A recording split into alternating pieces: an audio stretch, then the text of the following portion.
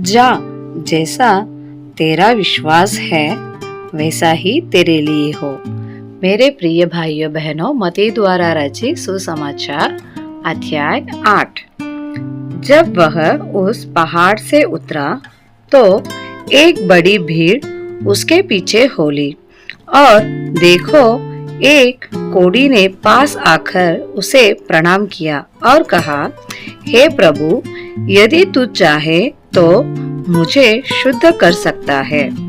यीशु ने हाथ बढ़ाकर उसे छुआ और कहा, मैं चाहता हूँ तू शुद्ध हो जा। और वह तुरंत कोढ़ से शुद्ध हो गया। यीशु ने उसे कहा, देख, किसी से न कहना, परंतु जाकर अपने आप को याजक को दिखा और जो चढ़ावा मूसा ने ठहराया है उसे चढ़ा, ताकि लोगों के लिए गवाही हो। जब वह कफरनहूम में आया तो एक सूबेदार ने उसके पास आकर उससे विनती की, हे प्रभु, मेरा सेवक घर में लकवा रोग से बहुत दुखी पड़ा है। उसने उससे कहा, मैं आकर उसे चंगा करूंगा। सूबेदार ने उत्तर दिया, हे प्रभु, मैं इस योग्य नहीं कि तू मेरी छत तले आए, परंतु केवल मुख से कह दे तो मेरा सेवक चंगा हो जाएगा, क्योंकि मैं भी पराधीन मनुष्य हूँ और सिपाही मेरे अधीन है। जब मैं एक से कहता हूँ जा, तो वह जाता है, और दूसरे से आ तो वह आता है, और जब अपने दास से कहता हूँ यह कर, तो वह करता है। यह सुनकर यीशु को अचंभा हुआ, और जो उसके पीछे आ रहे थे उनसे कहा, मैं तुमसे सच कहता हूँ कि मैंने इस्राएल में भी ऐसा विश्वास नहीं पाया। और मैं तुमसे कहता हूँ कि पूर्व और पश्चिम से बहुत से लोग आकर अब्राहम और इसहाक और याकूब के साथ स्वर्ग के राज्य में बैठेंगे, परंतु राज्य के संतान बाहर अंधकार में डाल दिए जाएंगे।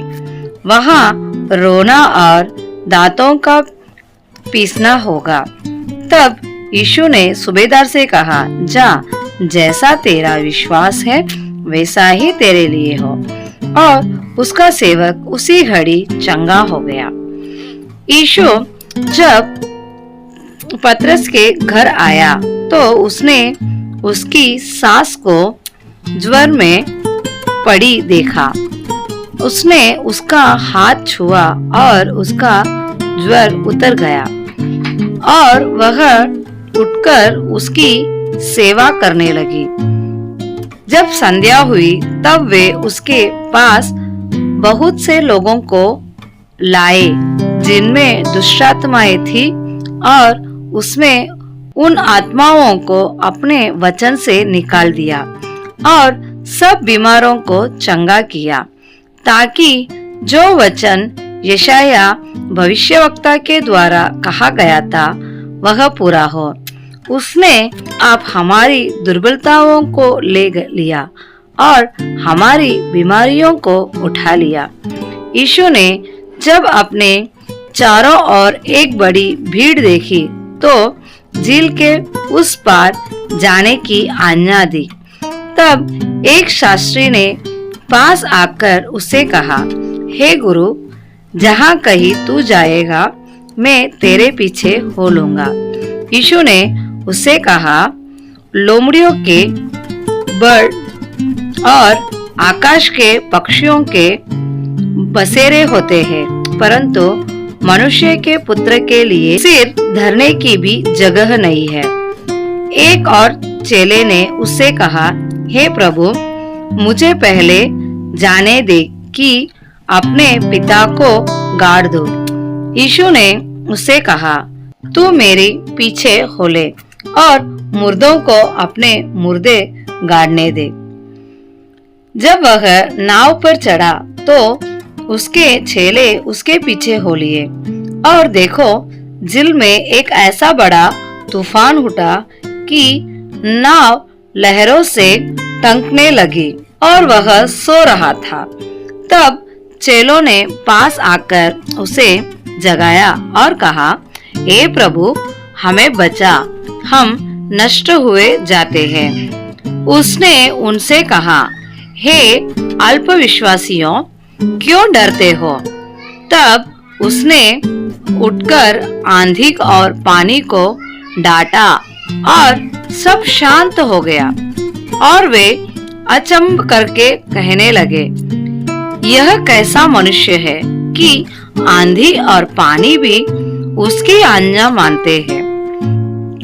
जब वह उस पार गदरनियों के देश में पहुंचा तो दो मनुष्य जिनमें दुष्टात्माएं थी कब्रों से निकलते हुए उसे मिले।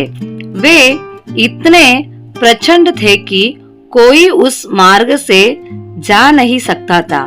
उन्होंने चिल्लाकर कहा, हे परमेश्वर के पुत्र, हमारा तुझसे क्या काम? क्या तू समय से पहले हमें दुख देने यहाँ आया है? उनसे कुछ दूर बहुत से सुअरों का एक झुंड चर रहा था। दुष्टात्माओं ने उससे यह कहकर विनती की, यदि तू हमें निकालता है तो सुअरों के झुंड में भेज दे। उसने उनसे कहा, जाओ, और वे निकलकर सुअरों में बैठ गए और देखो सारा झुंड कड़ाड़े पर से झपटकर पानी में जा पड़ा और डूब मरा। उनके चरवाहे भागे और नगर में जाकर ये सब बातें और जिनमें दुष्टात्माएं थी उनका सारा हाल कह सुनाया। तब सारे नगर के लोग यीशु से भेंट करने को निकल आए और उसे देखकर विनती की कि हमारी सीमा से बाहर चला जा। यीशु मसीह की ही महिमा हो। शुक्रिया।